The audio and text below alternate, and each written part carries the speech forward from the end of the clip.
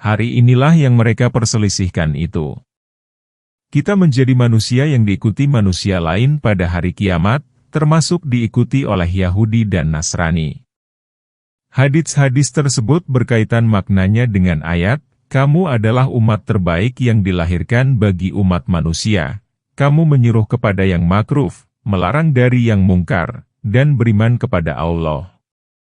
Barang siapa di antara umat ini yang memiliki ketiga sifat tersebut, maka ia masuk ke dalam golongan umat yang dipuji seperti itu, sebagaimana Qatadah berkata, "Sampai berita kepada kami bahwa Umar bin Khattab tengah melakukan ibadah hajinya. Dia melihat banyak orang-orang sebagai dai. Maka beliau membaca ayat, 'Kamu adalah umat terbaik yang dilahirkan untuk umat manusia.' Kemudian Umar melanjutkan, barang siapa yang ingin menjadi bagian dari umat terbaik, maka laksanakanlah persyaratan dalam ayat itu." Keterangan itu diriwayatkan oleh Ibnu Jarir. Barang siapa yang tidak memiliki ketiga sifat itu, maka dia menyerupai ahli kitab yang dicela oleh Allah dalam firman-Nya, mereka tidak saling melarang dari kemungkaran yang mereka lakukan. Oleh karena itu, Allah Ta'ala berfirman, seandainya ahli kitab beriman, kepada apa yang diturunkan kepada Muhammad, niscaya hal itu lebih baik bagi mereka. Di antara mereka ada orang yang beriman, dan kebanyakan mereka adalah orang-orang yang fasik. Yakni, sedikit ahli kitab yang beriman dan kebanyakan mereka kafir dan fasik. Kemudian Allah Ta'ala memberitahukan dan menggembirakan hamba-hambanya yang beriman bahwa mereka akan mendapat kemenangan atas ahli kitab yang kafir dan ingkar. Allah Ta'ala berfirman, mereka sekali-kali tidak akan dapat membuat kesulitan kepada kamu selain dari gangguan-gangguan celaan saja. Dan apabila mereka berperang dengan kamu, pastilah mereka berbalik melarikan diri ke belakang, kemudian mereka tidak mendapat pertolongan. Demikianlah yang telah terjadi. Allah menghinakan mereka dalam perang Khaibar. Sebelum mereka, dihinakan pula oleh Allah Bani Qainuqa, Nadir, dan Quraisyah. Demikian pula kaum Nasrani Syria. Mereka ditaklukkan oleh para sahabat dan dicopot kekuasaannya untuk selama-lamanya. Kekuatan Syria akan senantiasa berdiri hingga turunnya Isa putra Maryam. Syria diperintah dengan agama Islam dan syariat, peraturan agama Nabi Muhammad. Maka salib pun dihancurkan, babi dibunuh, jizyah diberlakukan, dan tidak diterima agama apapun kecuali Islam. Kemudian Allah Ta'ala berfirman, mereka diliputi kehinaan dimanapun mereka berada, kecuali jika mereka berpegang teguh pada tali Allah dan tali manusia, yakni Allah akan menetapkan kehinaan dan kerendahan kepada mereka dimanapun mereka berada. Maka mereka tidak akan selamat kecuali dengan tali Allah, yakni dengan jaminan Allah karena Dialah yang dapat memberikan jaminan kepada mereka, pemberlakuan jizyah dan penetapan hukum-hukum agama Islam kepada mereka. Dan dengan tali manusia, yakni dengan janji Allah dan manusia.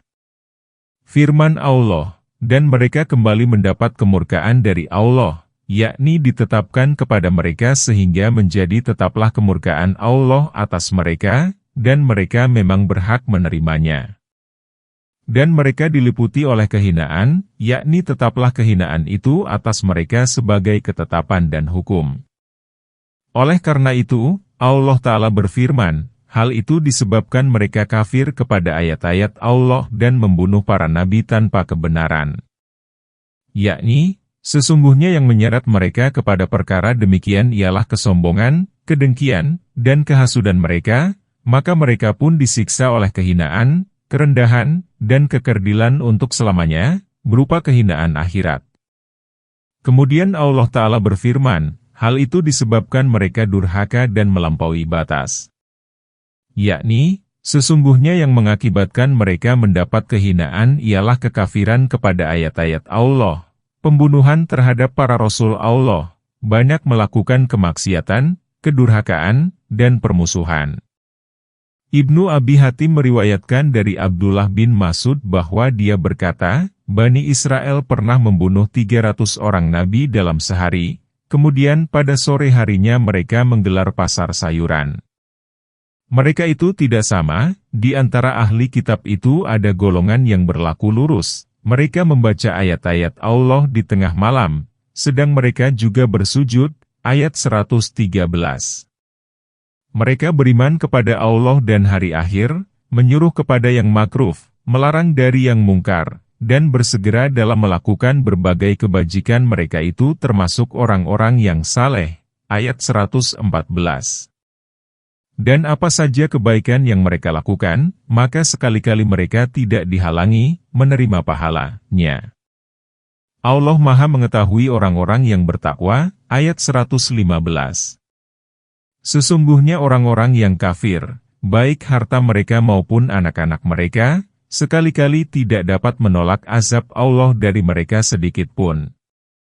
Dan mereka adalah penghuni neraka, mereka kekal di dalamnya, ayat 116.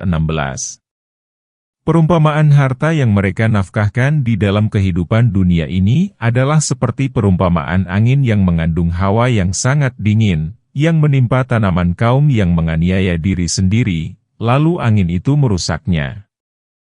Allah tidak menganiaya mereka, tetapi merekalah yang menganiaya diri mereka sendiri, ayat 117. Menurut pendapat yang masyhur dari para mufassirin, sebagaimana yang dituturkan oleh Muhammad bin Ishaq dan yang lainnya dan sebagaimana menurut keterangan yang diriwayatkan oleh Al-Aufi dari Ibnu Abbas, ayat ini diturunkan sehubungan dengan para pendeta ahli kitab yang beriman, seperti Abdullah bin Salam, Asad bin Ubaid, Salabah bin Syabah, dan yang lainnya. Yakni, tidaklah sama antara ahli kitab yang dicela oleh ayat sebelumnya dengan mereka yang masuk Islam. Oleh karena itu, Allah Ta'ala berfirman, mereka tidaklah sama. Maksudnya, mereka semua tidaklah sama, di antara mereka ada orang yang beriman dan di antara mereka ada yang jahat.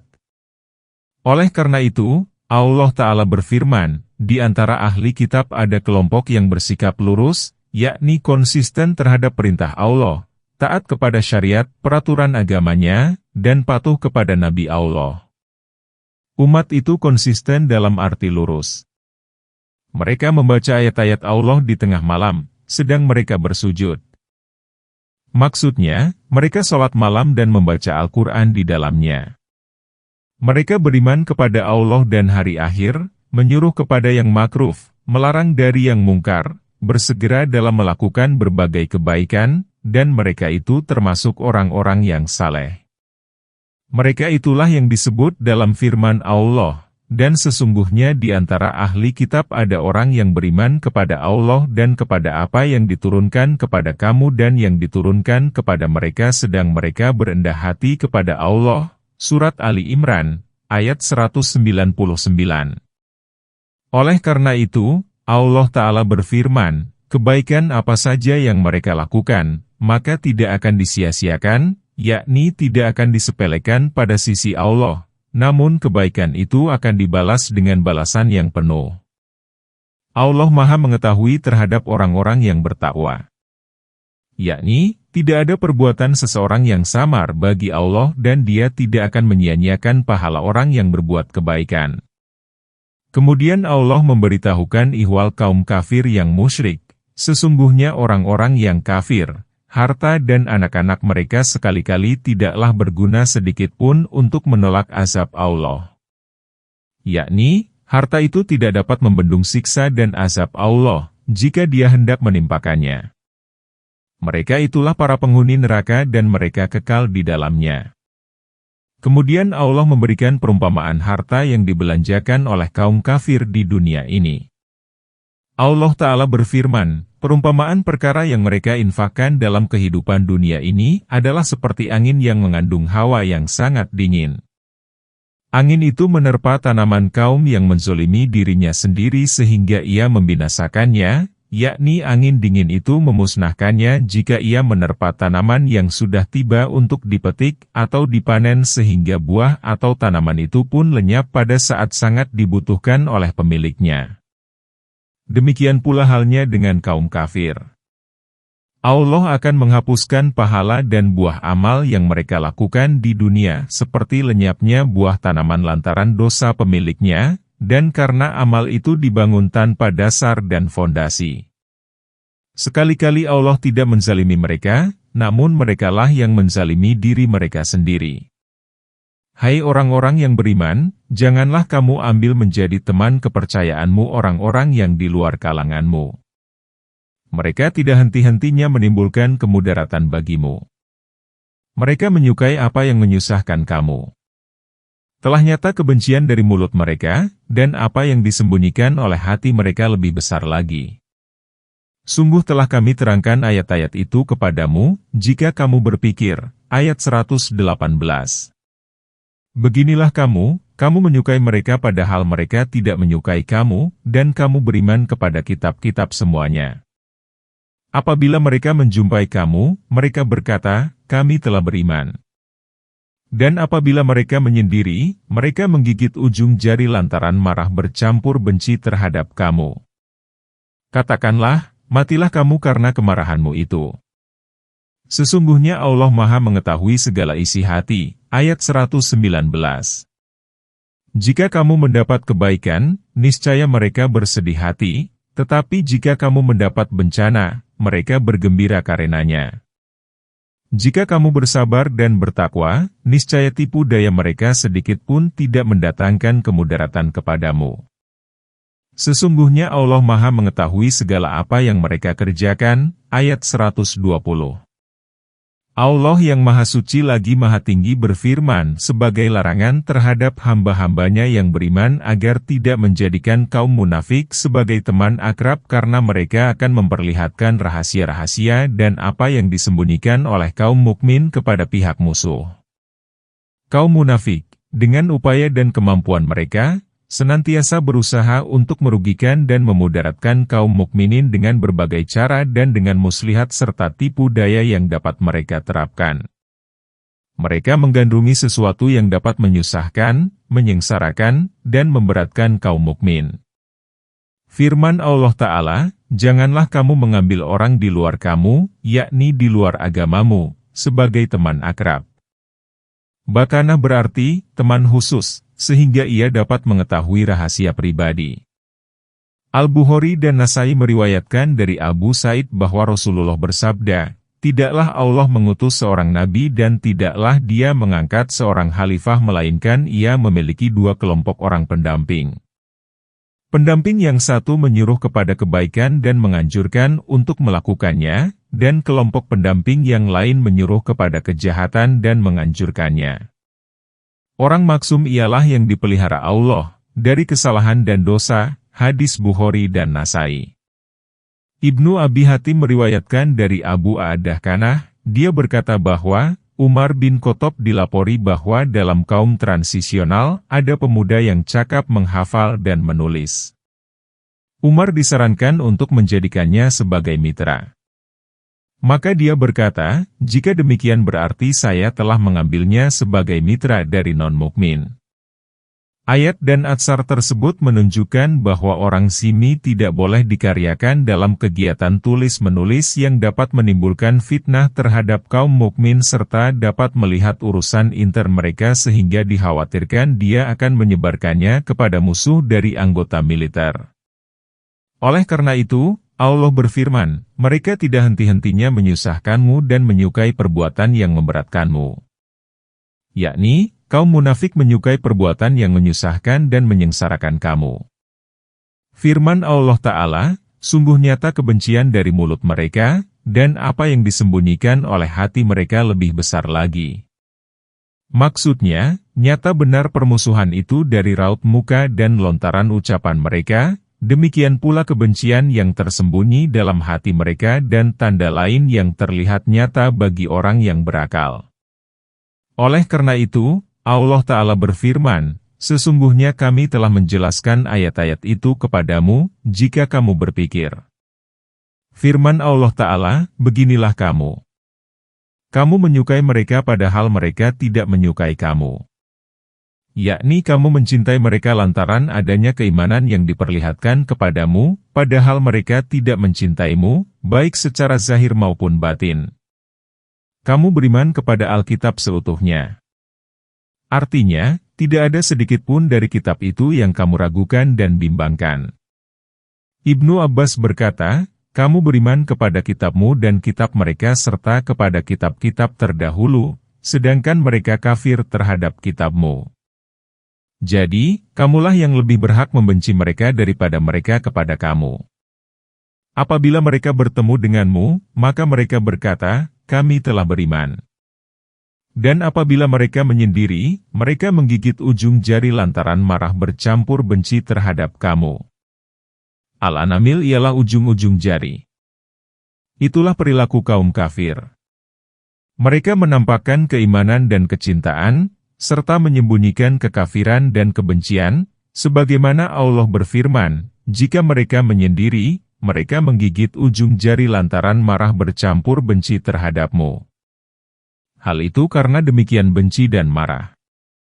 Allah Ta'ala berfirman, katakanlah, matilah kamu karena kemarahanmu itu. Sesungguhnya Allah Maha mengetahui apa yang ada dalam hati.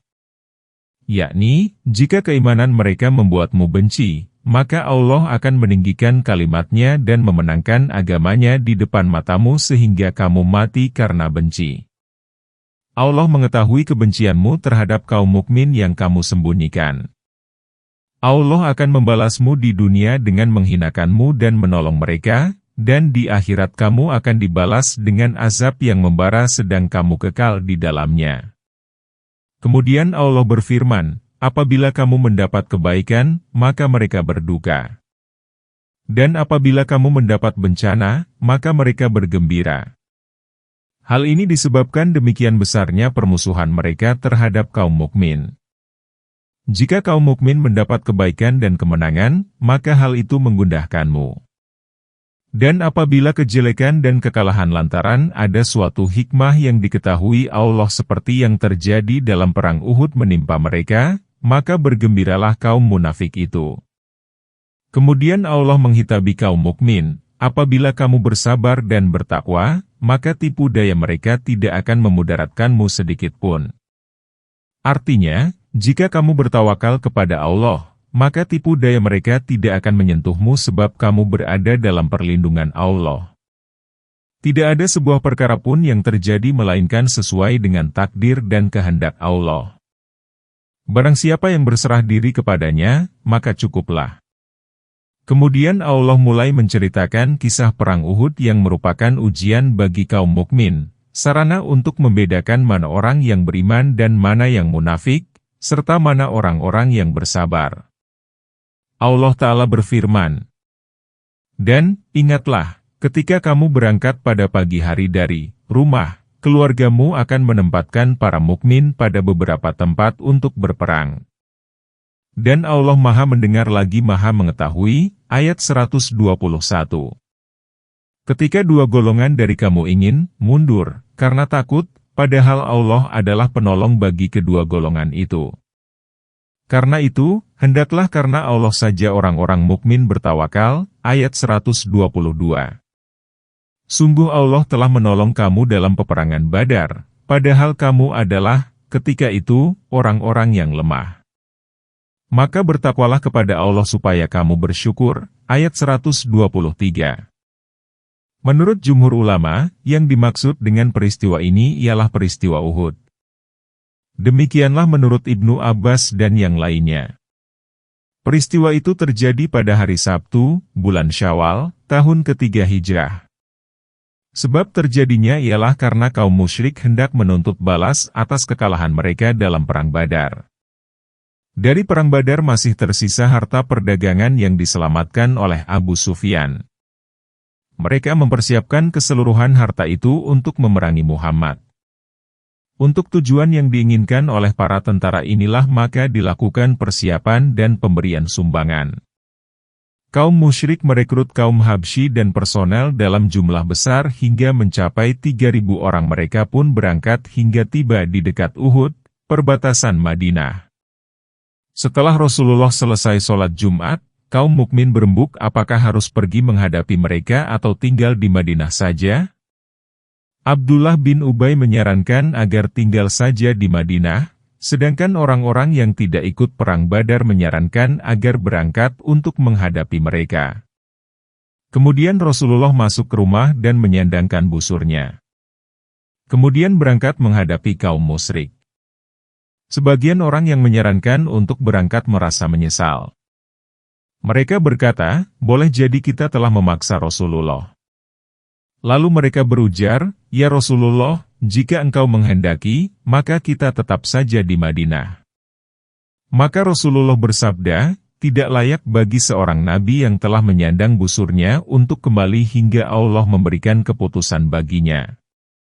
Maka berangkatlah Nabi bersama 1.000 orang sahabat.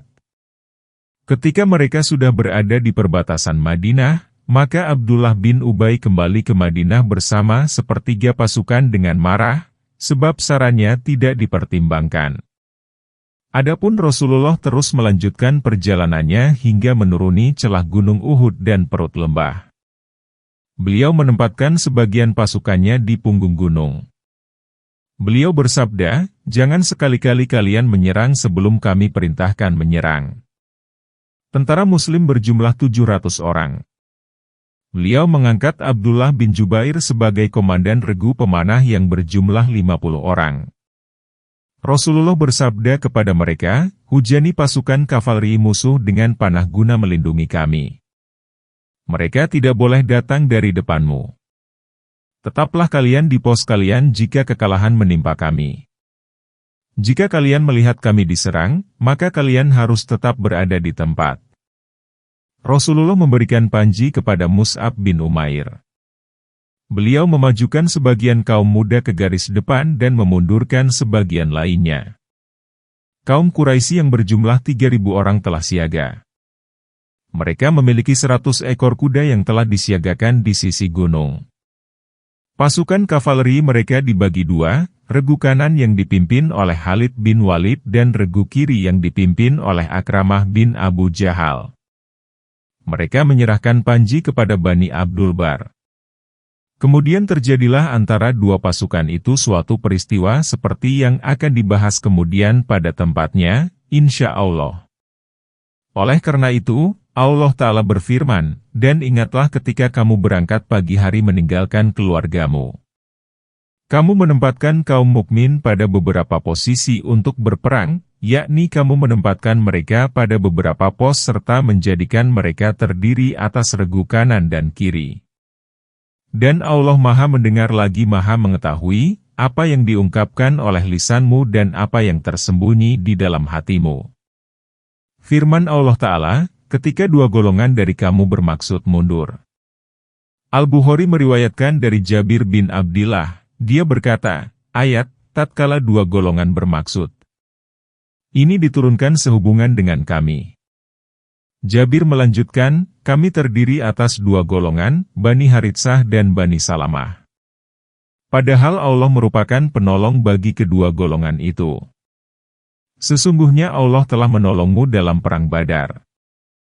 Perang Badar terjadi pada hari Jumat, tanggal 17 Ramadan, tahun kedua Hijriah. Ia merupakan peristiwa yang membedakan antara kebenaran dengan kebatilan. Dalam peristiwa itu, Allah memuliakan Islam dan pemeluknya, menghancurkan kemusyrikan, serta meruntuhkan posisi dan kelompoknya. Kemenangan itu dapat diraih walaupun jumlah pasukan Muslim saat itu hanya 313 orang, dengan perlengkapan 2 ekor kuda dan 70 onta serta persenjataan yang minim.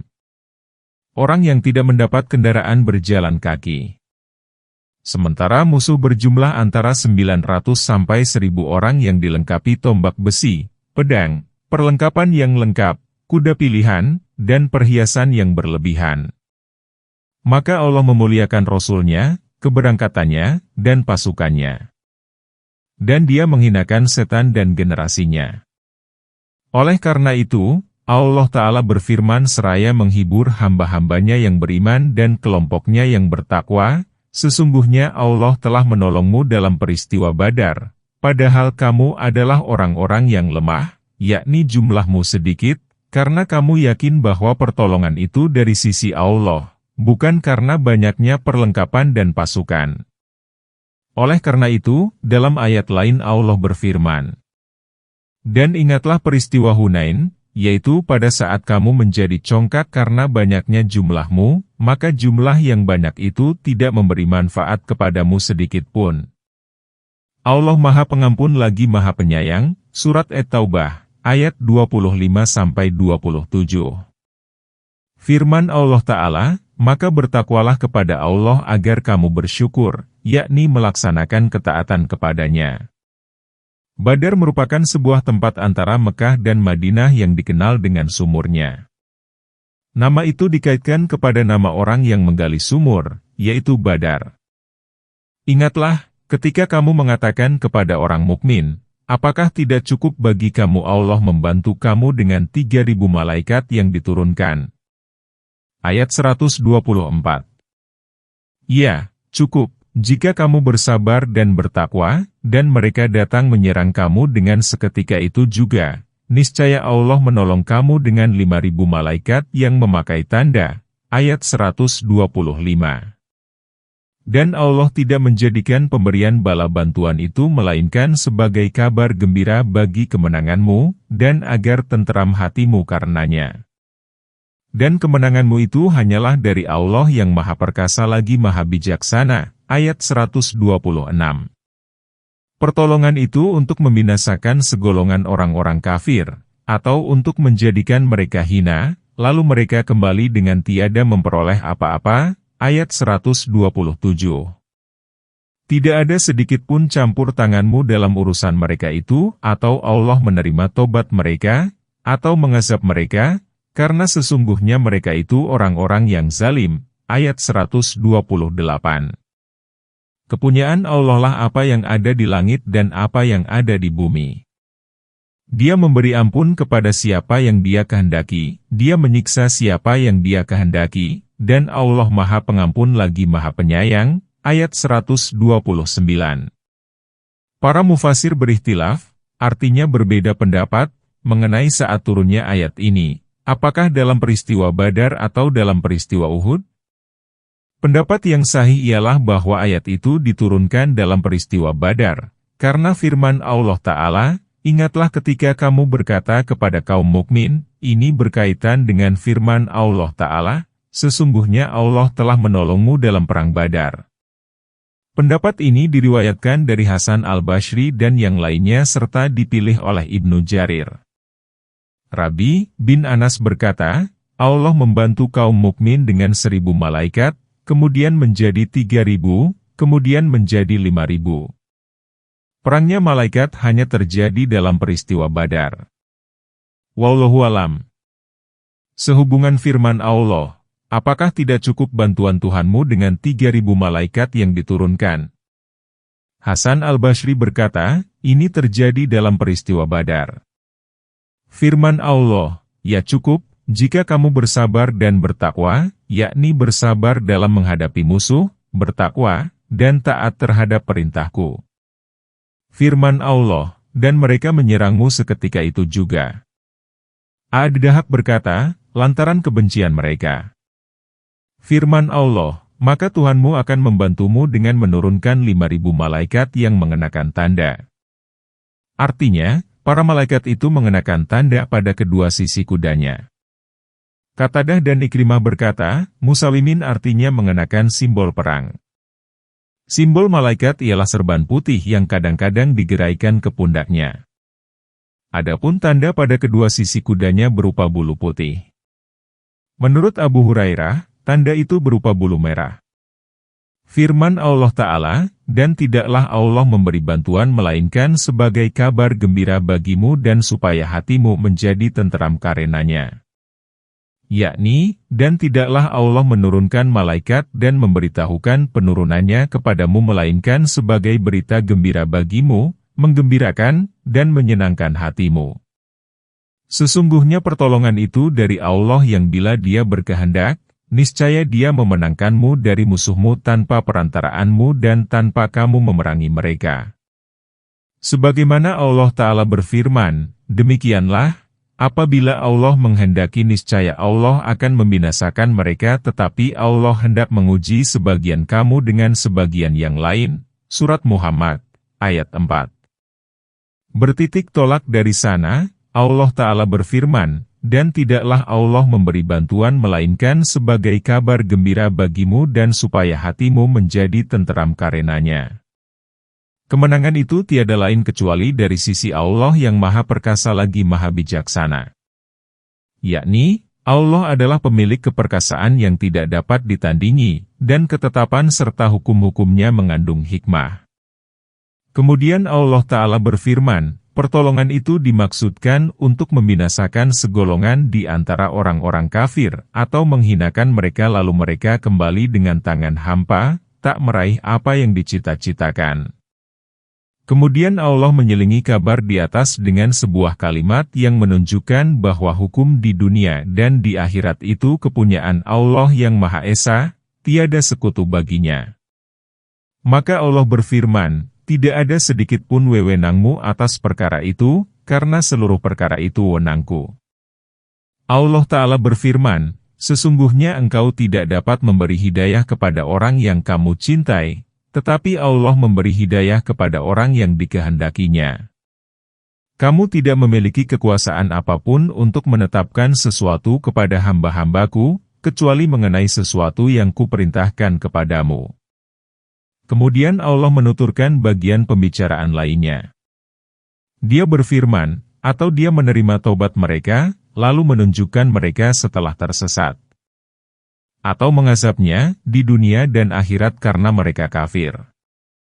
Oleh karena itu, dia berfirman, karena sesungguhnya mereka itu adalah orang-orang yang zalim, sehingga berhak mendapat azab. Al-Bukhari meriwayatkan dari Salim, dari ayahnya, bahwa sesungguhnya dia mendengar Rasulullah mengatakan apabila beliau bangkit dari ruku dalam rakaat kedua sholat subuh, Ya Allah, laknatlah si Fulan dan Fulan. Ya Allah, laknatlah Al-Harits bin Hisham. Ya Allah, laknatlah Suhail bin Amr. Ya Allah, laknatlah Syafwan bin Umayyah. Maka diturunkanlah ayat, tidak ada sedikit pun wewenangmu atas perkara itu, atau dia menerima tobat mereka atau mengazab mereka, karena sesungguhnya mereka adalah orang-orang zalim. Kemudian Allah Ta'ala berfirman, kepunyaan Allah lah apa yang ada di langit dan apa yang ada di bumi, yakni segala perkara itu kepunyaan Allah, dan seluruh penghuni langit dan bumi merupakan hamba di hadapannya. Dia mengampuni orang yang dikehendakinya dan mengazab orang yang dikehendakinya. Maksudnya, dialah yang mengatur. Tiada yang dapat menolak ketetapannya dan tidak diminta pertanggungjawaban terhadap perbuatannya, sebaliknya hambalah yang dimintai pertanggungjawabannya. Allah Maha Pengampun lagi Maha Penyayang. Hai orang-orang yang beriman, janganlah memakan riba dengan berlipat ganda dan bertakwalah kamu kepada Allah supaya kamu mendapat keberuntungan. Ayat 130. Dan peliharalah dirimu dari api neraka, yang disediakan untuk orang-orang yang kafir. Ayat 131. Dan taatilah Allah dan Rasul-Nya agar kamu diberi rahmat. Ayat 132. Dan bersegeralah kamu kepada ampunan dari Tuhanmu dan kepada surga yang luasnya seluas langit dan bumi yang disediakan untuk orang-orang yang bertakwa. Ayat 133. Yaitu, orang-orang yang menginfakkan hartanya, baik pada waktu lapang maupun sempit, dan orang-orang yang menahan amarahnya dan memaafkan kesalahan orang.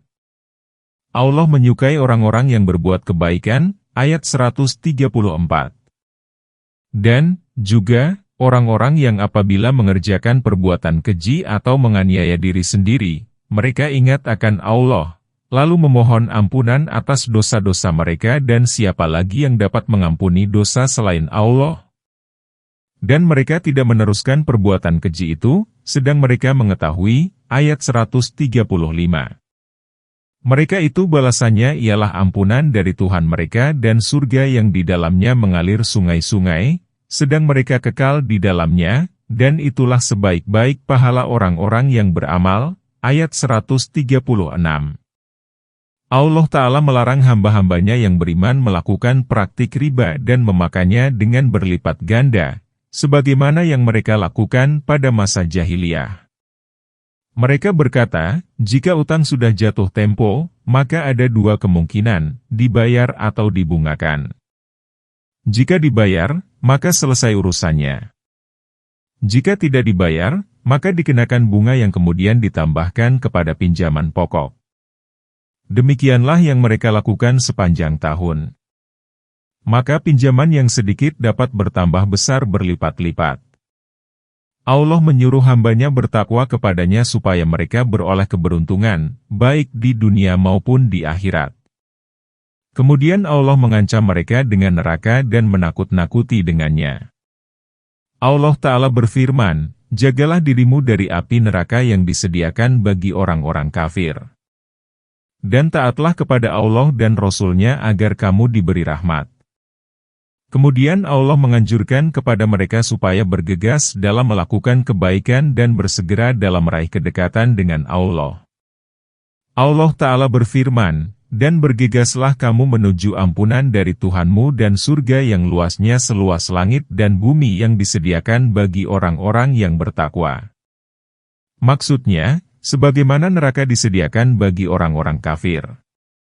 Ada pendapat yang mengatakan bahwa maksud firman Allah Ta'ala, seluas langit dan bumi, merupakan pemberitahuan betapa luasnya surga itu, sebagaimana Allah berfirman ketika menerangkan sifat surga, bagian dalamnya dari sutra. Lalu, bagaimana dugaanmu dengan bagian luarnya? Ada pula pendapat yang mengatakan bahwa lebarnya surga itu seperti panjangnya, karena ia berbentuk kubah dan berada di bawah arasy.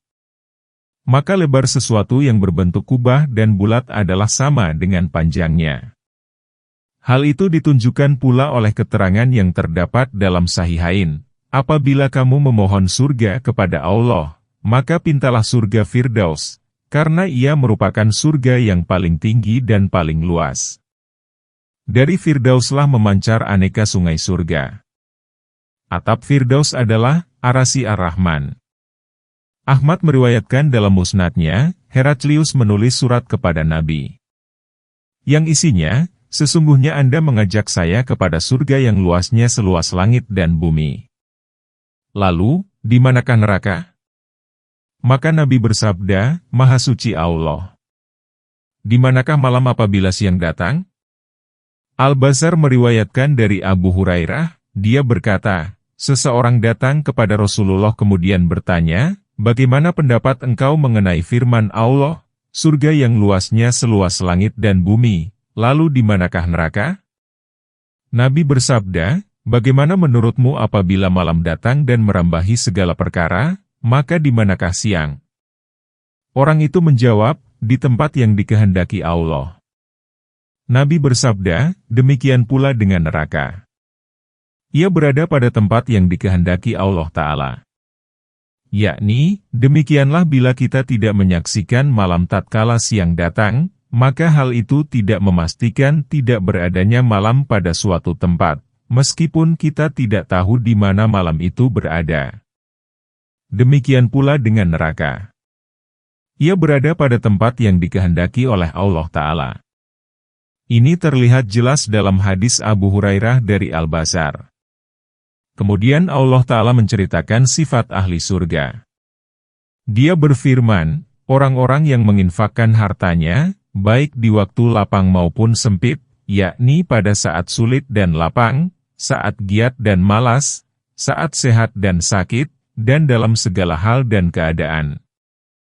Allah Ta'ala berfirman, orang-orang yang menginfakkan hartanya pada malam dan siang hari, secara rahasia maupun terang-terangan. Maksud ayat ialah bahwa mereka tidak dilalaikan oleh perkara apapun untuk menaati Allah Ta'ala dan berinfak untuk memperoleh ridha-Nya. Firman Allah, yang menahan marah dan yang memaafkan manusia. Yakni, bila mereka marah, maka mereka menahannya, dalam arti menyembunyikannya sehingga orang lain tidak mengetahuinya. Di samping itu, apabila orang lain berbuat buruk terhadapnya, maka dia memaafkannya. Dalam beberapa atsar dikatakan sebagai berikut. Allah Ta'ala berfirman, wahai manusia, ingatlah kepadaku jika kamu marah, maka aku akan mengingatmu bila aku murka sehingga aku tidak akan membinasakanmu sebagai orang yang kubinasakan. Hadis Ibnu Abi Hatim. Imam Ahmad meriwayatkan dari Abu Hurairah dari Nabi, beliau bersabda, orang yang kuat pemberani bukanlah yang dapat menaklukkan musuh dalam gulat, namun orang yang dapat mengendalikan nafsunya ketika dia marah. Hadis Ahmad. Imam Ahmad meriwayatkan dari Haritsah bin Qudamah Asadi bahwa dia bertanya kepada Rasulullah, wahai Rasulullah, ajarilah aku sebuah ungkapan yang bermanfaat bagiku, dan singkatkanlah ungkapan itu supaya aku dapat memeliharanya. Maka Rasulullah bersabda, kamu jangan marah. Kemudian Haritsah mengajukan pertanyaan lagi kepada beliau beberapa kali dan dijawab dengan jawaban yang sama pula, yaitu, janganlah kamu marah. Imam Ahmad meriwayatkan dari Athiyah bin Sa'id Asadi, dia pernah bersama Nabi, dia berkata bahwa, Rasulullah bersabda, sesungguhnya kemarahan itu dari setan dan sesungguhnya setan itu diciptakan dari api. Sesungguhnya api itu hanya dapat dipadamkan dengan air. Jadi, jika salah seorang di antara kamu marah, maka berwudulah. Demikian pula keterangan yang diriwayatkan oleh Abu Daud. Ahmad meriwayatkan dari Abu Hurairah sehubungan dengan firman Allah, dan orang-orang yang menahan marah. Sesungguhnya Nabi bersabda, barang siapa yang menahan marah, sedang dia kuasa untuk menumpahkannya, maka Allah akan memenuhi dirinya dengan keselamatan dan keimanan. Ibnu Mardawi meriwayatkan dari Ibnu Umar, dia berkata bahwa, Rasulullah bersabda, tiada penahanan seorang hamba yang lebih utama pahalanya selain penahanan atas kemarahan. Dia menahannya karena mencari keridaan Allah.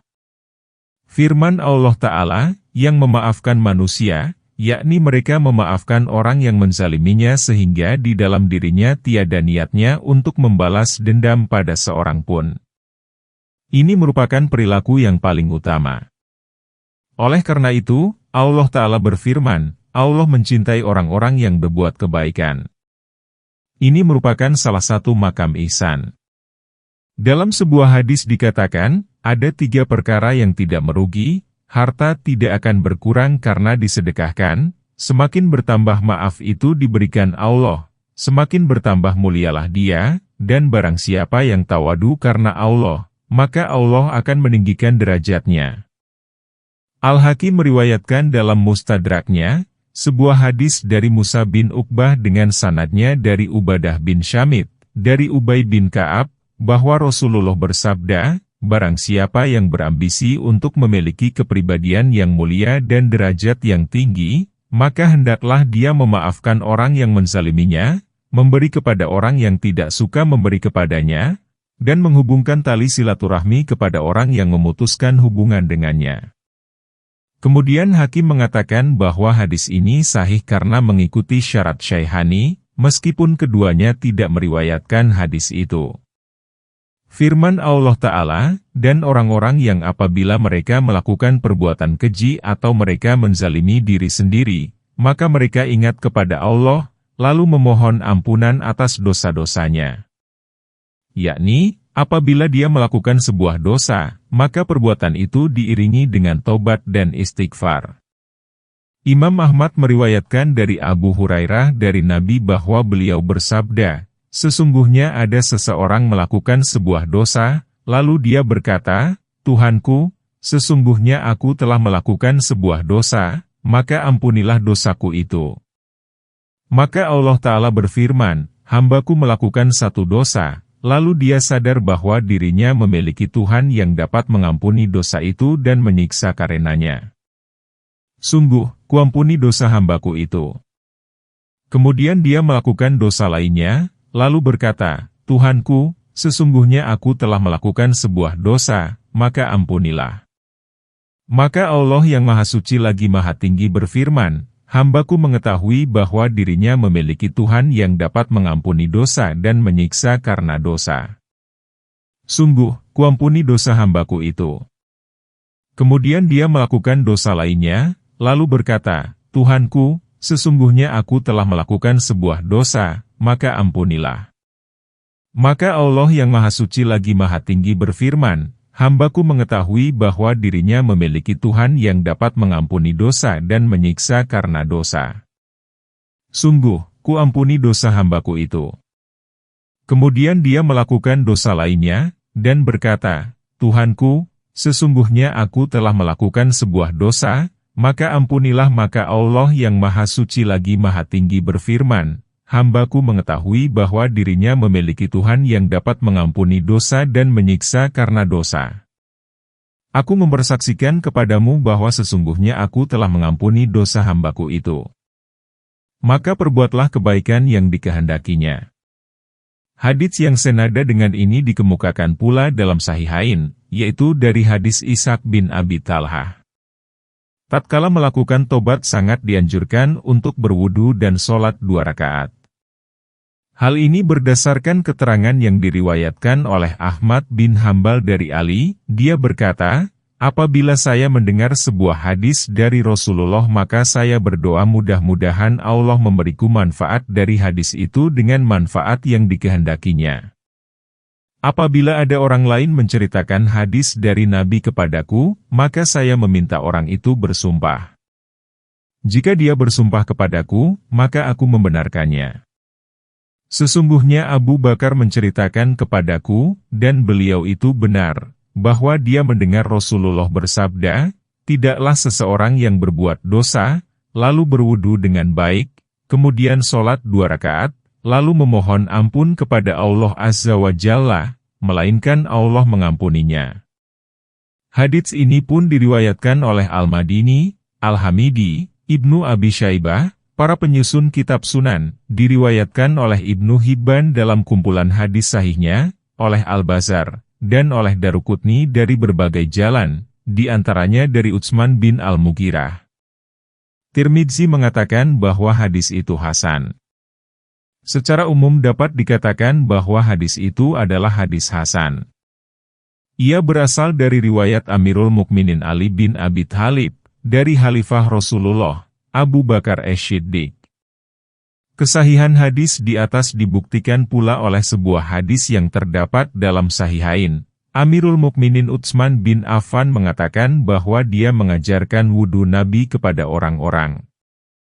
Kemudian Utsman berkata, "Saya mendengar Nabi bersabda, barang siapa yang berwudu seperti wuduku ini, kemudian dia sholat 2 rakaat, dengan khusyuk, dan dia tidak berbicara kepada dirinya pada kedua rakaat itu, maka akan diampuni dosanya yang telah lalu." Ditegaskan pula bahwa hadis ini diriwayatkan dari keempat imam sebagai Khulafa ar-Rasyidin, dari junjungan kaum terdahulu dan kemudian serta Rasul Tuhan semesta alam, sebagaimana ditunjukkan oleh kitab yang terang bahwa istighfar dari dosa berguna bagi yang durhaka. Imam Ahmad meriwayatkan dari Abu Sa'id, dari Nabi, beliau bersabda, "Iblis berkata, 'Ya Tuhanku, demi keagunganmu, aku akan senantiasa menyesatkan Bani Adam selama ruh berada dalam jasad mereka.' Maka Allah Ta'ala berfirman, 'Demi kemuliaanku dan keagunganku, aku akan senantiasa mengampuni mereka selama mereka meminta ampun kepadaku.'" Firman Allah, "Tiada yang mengampuni dosa kecuali Allah." Yakni, tidak ada seorang pun yang mengampuni dosa kecuali Dia. Sebagaimana Imam Ahmad meriwayatkan dari Aswad bin Sari, sesungguhnya Nabi datang membawa seorang tawanan. Dia berkata, "Ya Allah, sesungguhnya aku bertobat kepadamu bukan bertobat kepada Muhammad." Maka Nabi bersabda, dia mengenal hak itu bagi yang seharusnya menerimanya. Firman Allah Ta'ala, "Dan mereka tidak terus-menerus dalam kemaksiatan yang mereka lakukan, sedang mereka mengetahui." Yakni, mereka bertobat dan tidak terus-menerus berada dalam kemaksiatan dan menekuninya. Jika dia mengulangi dosa, maka dia bertobat lagi darinya. Al-Hafiz Abu Ya'la Al-Mushili meriwayatkan dalam musnadnya, dari Buddha Abu Bakar, dari Abu Bakar, dia berkata bahwa, Rasulullah bersabda, "Tidak dikatakan terus-menerus dalam dosa orang yang beristighfar, walaupun dia mengulangi dosa itu sebanyak 70 kali dalam sehari." Hadits ini hasan.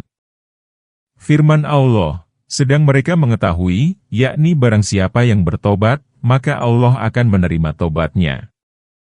Ini senada dengan firman Allah Ta'ala, apakah mereka tidak mengetahui bahwa Allah akan menerima tobat dari hamba-hambanya? Ayat lain yang senada dengan ini banyak sekali. Firman Allah Ta'ala, mereka itu balasannya ialah ampunan dari Tuhannya, yakni balasan bagi mereka yang memiliki sifat-sifat seperti itu adalah ampunan dan surga yang mengalir sungai-sungai di bawahnya, dari berbagai jenis minuman, sedang mereka kekal di dalamnya, yakni mereka menetap di sana. Dan itulah sebaik-baik pahala orang-orang yang beramal. Di sini Allah memuji kebaikan surga.